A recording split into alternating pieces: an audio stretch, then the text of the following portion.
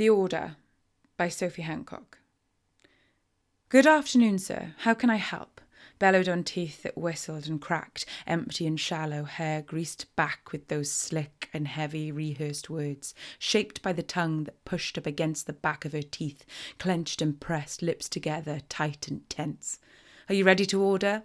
She rushed and shuffled on unbalanced feet, anticipating my response with expressionless eyes, staring beyond and through the skin and meat that wrapped the inner shell of me. Lips shapeless, cheeks unmoving, recollections of unfamiliar social pleasantries unable to form on my face. I gestured, pointed to the white letters on black that spelt out happiness, scratched out on chalk-sodden board, the wallpaper stained, peeling, yellowing, fingers printed on the patterns marking the memory of magnolia long since faded. A sepia photograph of an old forgotten cafe in an ancient little town. Lace-laden tables, encroaching and cluttered, sticky, crumb-dusted wooden tabletops, distracting the eyes from chipping paint and splitting ceiling cracks, each seat occupied, filling the air with energetic, undecipherable vibrations. "We're all out," she hissed through tight pearls. "Would you like something else?" Paused and distantly recalling fragments of unspoken protocols, I felt my head tilt and brow crease as I carefully illustrated my inability to comprehend her words. With a long sigh and hurried pace, she sibilated, "Some guy just came and bought the whole lot. All the love and joy is gone."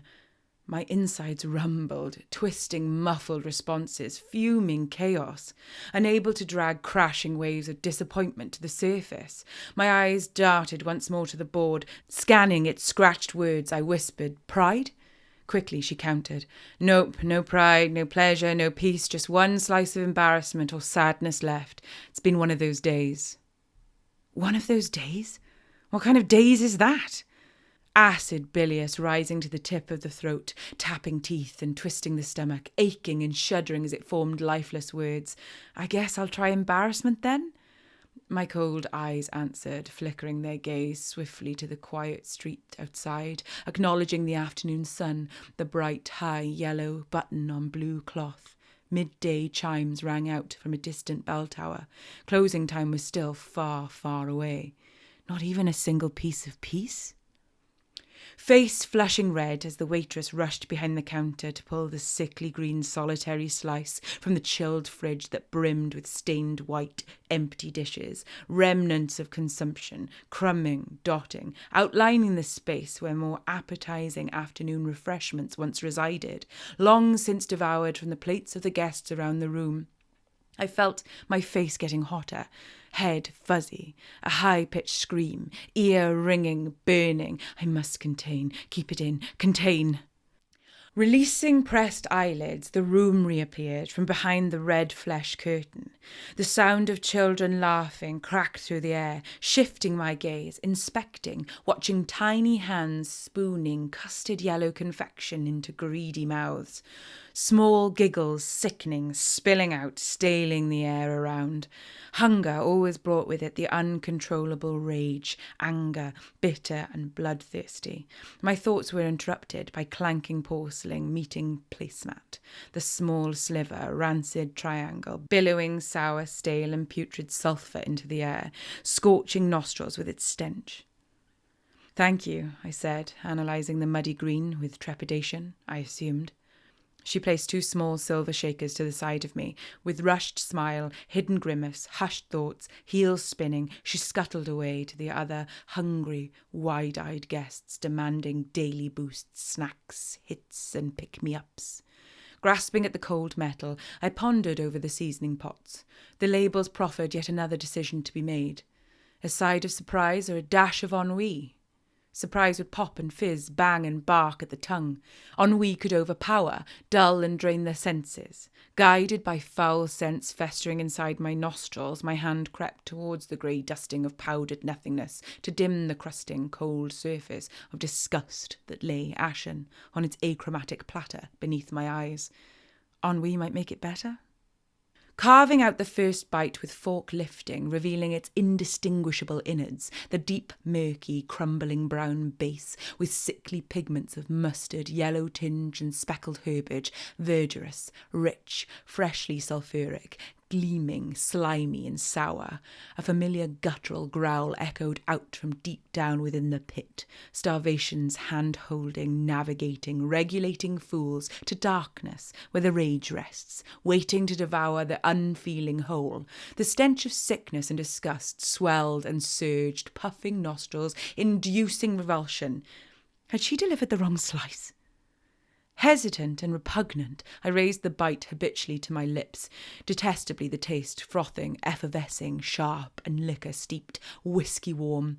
What on earth is this? Nauseated, searing antipathy covered and fermented over my body. Peering down, I loathed the plate. Vulgarity overwhelmed me. Sweat dripped from my forehead, beads of sickness and confusion. My stomach turned. Convinced of my poisoning, I raised my head, pleading inaudibly to surrounding strangers, "Rescue me from this hellish dish!" But then those eyes met mine. Glittering, beady globes, dark and wide, each one fixed on me. The room fell silent, my complexion sallow, a sickly yellowish canvas. Why are they looking at me? The children had stopped laughing. Knives, forks, spoons crashed down, clattered, smashed. Thin, bony forefingers pointing back at me.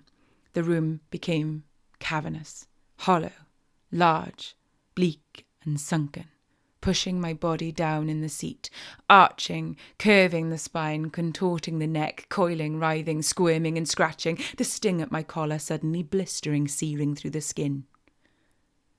Mouth dry, parched, withered, attempts to shout away unwanted voyeurs failing, found powerless, incapable, inadequate. Words would not form, lips static, immobile. Trapped! I'm trapped! No force could break the paralysis. Hypnotised, frozen, unmoving, watching them, watching me. Stop! Please stop! Stop!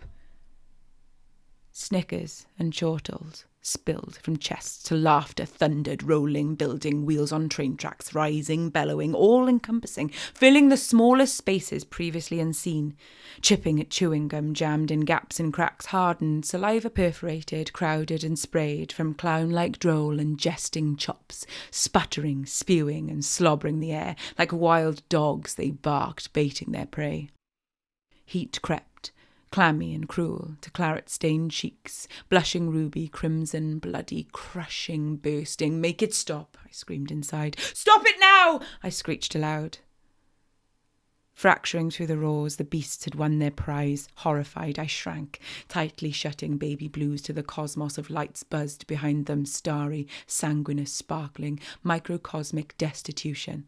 The world outside was silent. No laughs, not a titter, just hissing, head spinning, temples pulsing, shapes of shadows formed, frothing hounds glaring from beyond the screens of skin that shielded my sight. I will not open my eyes. "Is everything okay, sir?" She spoke so softly, gentle, friendly. Warm words, lulling, prizing open the stiff shutters that guarded my eyes, gelled closed, impenetrable, blocking out the callous, ruthless, bestial universe outside. Gingerly looking up at hazel crystal eyes, iridescent with glimmers of amber, golden flecks, opalescent, dilated, staring, analysing, taking me in, timid and hesitant. Was she afraid of me? Servers had a steady supply to all the flavours of feelings, bites of happy, sad, scared, all on hand for every occasion, and a lock and key in metal chests behind steel kitchen doors. All the love and joy was gone, but a bite of sympathy just at arm's reach, huh? Swift, nimble, quick, darting looks around the lounge revealed the cold, harsh truth. The hostess showed not compassion, but unease and concern. Was it all inside my head? Perplexed, puzzled, mystified, patrons diverted gazes, whispered, scuffled, and glanced with dispassionate faces. Blank, straight, stoic, murmuring. The crushing realization fell on chagrined shoulders. Dank and weighted, ferocious, unforgiving, salmon-pink humiliation. Lunacy had overtaken, corrupting thoughts, distorting, dementing, leaving nothing behind but debilitation, mortification, cold, unending embarrassment. "Sorry," I squeaked. "Did that come out?" "Don't worry," she sighed. "It's the new bleeding recipe. Chef thinks he's a master, forgets where he is. He blended some herbs and created this cacophony of all of those bad ones mixed up in one. Some folks just sit there, green-gilled and staring. Others have screamed and frightened the kids. This one time, poor bugger, who knows what he saw, but we ended up calling the emotion police. I tell you what, have a bite of this, fella. It's the old-fashioned stuff, nothing gourmet, not fancy or nothing." And she placed a small sweet on the table so gentle, wrapped up all shiny and shimmering green. Feelings were whirring, gushing and grumbling, burgeoning in the bowels, blackening, refluxing, repeating, expelling, gaseous, foul and acerbic liquids, corroding tonsils, scratching the cords. With each wretched heave, disgrace shadowed more. Enough of this. No more guilt and grime. I grasped the hors d'oeuvre, defiant, defeated, rustling, untwisting, its insides exposed, disclosing burnt chocolate, earthy, pungent, unpleasant, yet regular and safe. No eager endeavours or ambitious tricks here, just simple narration, a pattern foretold. Popping the powdery, unsweetened truffle, chewy and bitter, I guzzled and gnawed, wolfing and chomping, swallowed indulgence, gorged, gluttoned, savoured, healing the sore, bathing gut lining, neutralising, binding, washing away the bile from before. As humans, like order, we thrive with expectance. Timely, routinely, we come back for more. You can't run from your feelings, they chase and they find you, and so we keep eating, the good with the bad. We'll nimble at contentment and gorge on the powerful, balance with remorse and the glad when we can. But only the foolish, the stupid, the crazy, endure inexistent, deficient, unbalanced, denied of the harmonious tasting, conforming by design. Resistance to the normal will always take toll. The swelling of commonplace, expected, conventional, recognisable remorse waved over the shores of my body, building, growing, infiltrating the inner recesses where the senses played their games on the mind. You have no control over shame. It's gifted, conflicted, internalised, carried away from blood to nerve endings, silently imprinting itself on the fabric of insensible souls. It leaves a mark, a constant reminder. Though the feeling will fade, the sentiment remains. Hindsight dictated. I should have picked sadness. For tears will dry out, melancholia fades, digestible mourning lost in abyss. Morose and wistful, I yearned for the taste while sucking on residue gluing the gums, freezing limbs, averting eyes. The room waited. That's more like it.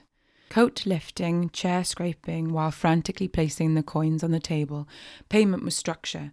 A framework of familiar, service rendered, duty met, order fulfilled. No sense in resisting, for feelings are fleeting, passing, vanishing, short-lived bursts of chaos, dutifully piecing itself back together like a patchwork quilt of the heart and the mind and the stomach and the soul and the gut and the brain. No one emotion stays forever. They are temporary, tenuous, forgotten. Until next time. Head down to the floor, feet watching, door dashing, I waved a farewell and piled onto the street, confused and self-conscious, breathing in deeply the smog and the carbon that clung in the air. The bright sun had faded, clouds wet and greying, greedily coveting the rest of the day. I once read of euphoria, mind-blowing gladness, a joyous soul-feasting, epitomised delight, but I do not need frenzy, nor joy, nor elation, golden threads of exhilaration weaving consciousness, twisting mycelium, smiles on a frosted morning. That's too overwhelming. Make my sensations a fleeting small gesture, a wave to the neighbour, a close of the door. Sponge up the spillage, towel dry the excess. I'm done with these senses, I'll feel them no more. I walk through the crowd at the faces that piled from the cafes and restaurants, inanimate, quietness echoed. All done with the chatting, they head to their houses, void, unreadable, emotionless. Barren and drained, empty of thought, the day transient, changing, I raised my head to the solid linear structure of time, stood high and silent, observing the townsfolk from above. Single chime ringing, melodically timing, the hour had passed. 300 minutes until my next meal. A choice of sceptical, jealous or daring, frozen Tupperware, discounted bargains, forgotten leftovers. I glanced back at the run-down cafe. I'll get there earlier tomorrow.